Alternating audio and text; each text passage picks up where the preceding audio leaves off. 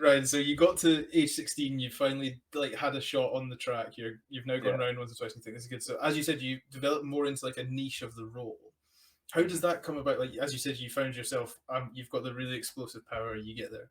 Like did the team just sort of keep like just do they look at you and just go, I'll just keep going around and we'll see, or do you kind of clock it yourself and go, I actually want to try the first bit because I'm really really good at that. So everyone, like the main event we do, the team sprint, everyone has to get off the line. So everyone has to train starts to be able to even to follow from the third rider up. Like you start higher up the track, so you've got a bit of downhill to use to get speed, but it's not. You still need to be really strong to get that gear off the line. You only have one gear to choose, right? So the gear that gives you max speed is the gear that you have to get going off the line. Is that for us non-bike aficionados? Is that like what we'd consider gear 6 on like a normal bike? Where it's like the harder the push route. It would be closer. Yeah. So if say you're driving your car, it'd be like starting your car in sixth gear. Like it doesn't get going quickly. Like you'd have to really feather it off the line or like so. Yeah, and it's like that. Like whereas if you started in first gear, you get off the line really quickly, but you hit the rev limiter really early, and your top speed would be like 30 mile an hour or something like that. So it's the same. It's the same concept on the bike. So we all train that, and we get splits broken down from our whole lap. So it will be 10 meters, 25 meters, quarter, second quarter, third quarter, fourth quarter, and then like we'll have a video trace everything. So everything is being analyzed, and you see from that where your strengths are, where your how you stack up against other people. And I was a man one, which is the starter out the gate. Do you do one lap, the shortest racer? I actually went into two for a while which is 2 laps. And I that was just off the back of just finding some speed a bit earlier on. I was a little bit older than some of the other guys on academy at the time, bit stronger and just developed that speed a bit quicker. But as time went on, building into Tokyo, it would have been about 2 years out. Myself and Jack Carlin, he was in 1 at the time, I was in 2. It just looked like from the way that the times were stacking up and splits and things that I could probably do a better 1 and he could probably do a better 2, even though we'd been training for those opposite positions for 2 years. So yeah, us along with the coaches made the decision to make that switch. And it ended up being a great decision because he's gone far quicker than I ever went in 2, and I've gone quicker than he went in 1. So we've really found we found our optimum positions off of that. So it is a bit of trial and error, and testing with different training alongside. But yeah, they will find the optimal position and the optimal place to use your strengths within the team, really. Right. Well, that sounds like it's good. I want to talk. I was going to do this later, but it's really cool. So you talk about there, like you were 2 years into what is effectively a 4-year plan. Because I imagine that's how the GB team run. They go, the start is the previous Olympics, and then we go. We are now purely focused on 4 years. All our funding's based on that as well. Yeah. Like so, we'll be allocated funding for those different blocks. So it's almost like slate wipe clean. You can take lessons, but you start again. So. Yeah. So when they come to you and go after 2 years of practicing that one bit, and they go, so we're going to take the 2 of you and just swap you around because I've seen team sprint and you are millimeters apart, wheel to wheel. Yeah. How do you? Because there was examples of that in the Olympics last year where there was like riders nudged each other and they hit due to the lack of communication. What was the team's reaction when they went, we're going to change the order, and you've just been running it for 2 years almost daily or weekly or?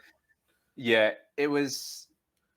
I don't know. It wasn't bad actually. I think in part because it followed the Commonwealth Games, so we race as GB most of the time, and then we get pulled into separate teams for Commonwealth Games. So it's the only time we ever race each other, like on opposite teams rather than as together. So Jack's Scottish. He went rode for Team Scotland. Course, I rode for Team England, and Team England needed someone to go into man 1. The first position in the team. So I rode in that position there, and had a decent go of it, went quite well at Commonwealth Games. So I'd kind of already, for a short amount of time, tested the water with it and knew that it would be something close for me. I suppose like Jack and I spoke about it at the time, and it it just made sense. Like we both knew it was probably the right thing to do, but we didn't have the evidence for that until later in the year. And I think it was probably like the third or fourth race. By even like the third or fourth race, we were already doing better in our respective positions than each other had before. So yeah, it was surprisingly harmonious. So there's always competition in the team, right? So there's often 6 of us going for 3 spots in the team, and then you often find that if someone has tried their hand at one position for long enough and they're not breaking into the team, they'll try their hand at another one. So you have these positions where like you think, oh right, I've been holding this guy off, I've got the position, like it's all looking good, and then like another one will throw the hand in, and it's like, oh no, now I've got another one to compete with. Like I love the thought of you seeing somebody training and you just like slowly like trudging back to the gym, be like, right, back we go, like dragging the bike behind you. Like, oh, I've got to do this again.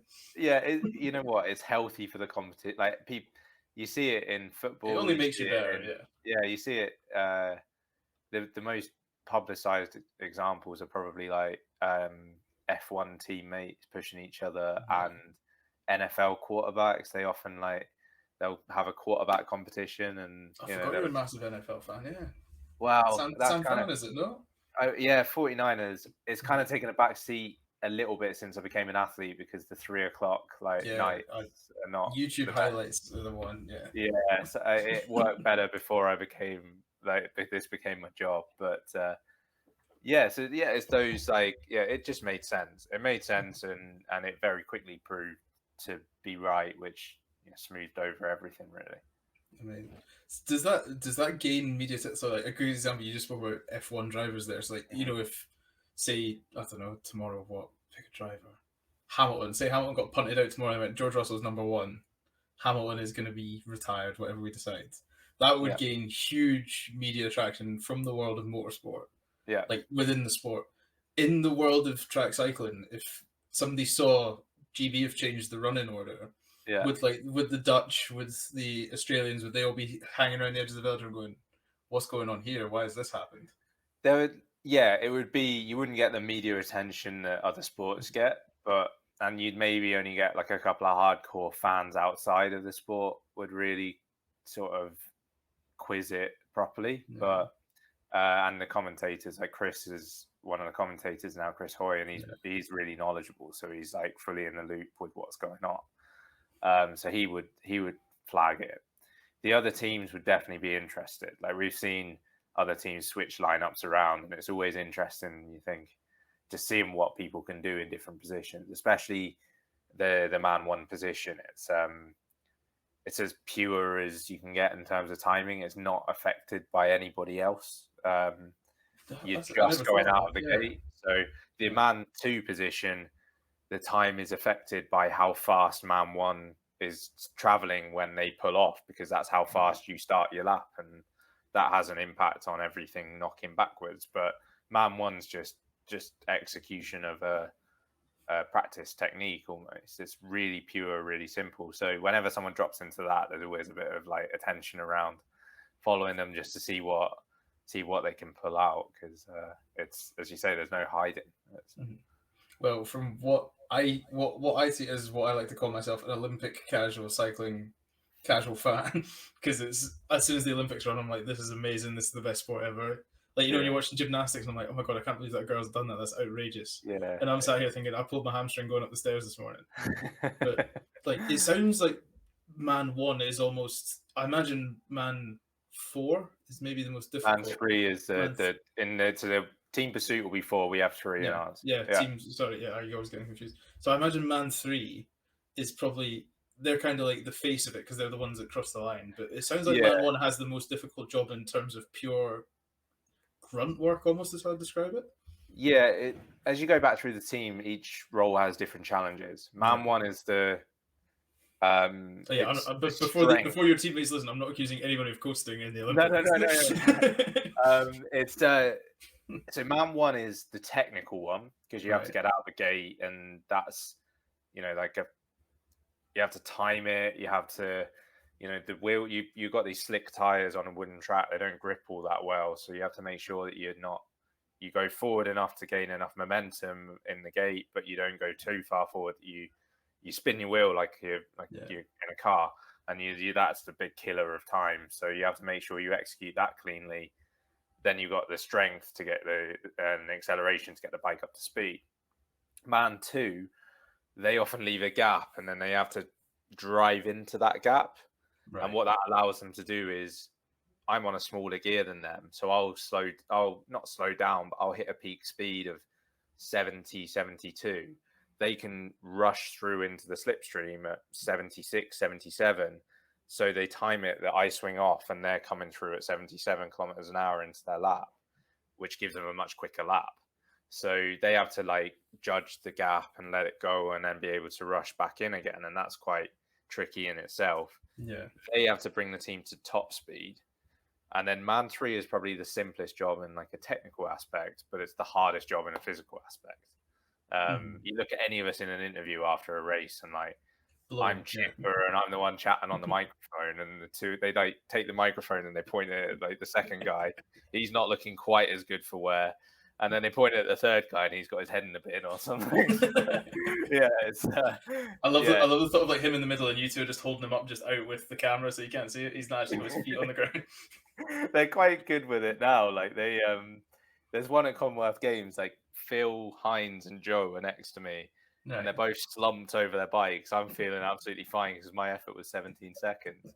And Jill Douglas, the commentator, keeps going to me. She's lovely. I love her. Yeah, she's absolutely brilliant, and she's so good at her job as well. There's so much unseen behind the scenes. But she'll like ask me the question, she'll point it at Joe. She'll get nothing from him. She'll come back to me again and then go to the next one. I just ended up taking all of them that time. But yeah, that's quite reflective of. They're all physically really hard. They're all maximal, but one of them, obviously, you go much, much deeper into your reserves, and it takes a lot longer to recover from. So that's incredible. Back on the story of Jill Douglas, I was helping out with Doddy Aid, and she was a guest on one of the podcasts. It was ladies' night. It was good. We had Jill Douglas, Gabby Logan, and I think it was Lorraine that night. Lorraine was that night. Yeah, Lorraine Kelly. Yeah. So you can imagine that chat room was a bit of fun. Yeah. And then it's like, like you said, Jill Douglas was amazing. Just like she was like calmness personified, even when things were just going a bit haywire. So we were trying to get the behind the scenes story. She's just like, oh well, feels like working for the BBC. And I was like, oh, that's good. Yeah, she's brilliant. Like, yeah, the BBC as a whole are really, really, really nice to work with as well. Like they've sort of as a group sometimes when we're finished racing, we'll go out for dinner with them and stuff like that as well.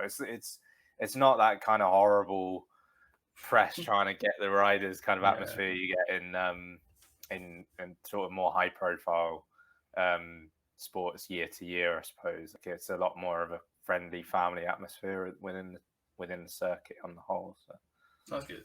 At least you can get like you don't feel like you're on edge whenever they're around. That's good, I suppose. No, there's a couple of names you look out for, which I won't name. When Chris Hoy's walking past you, like just not saying anything.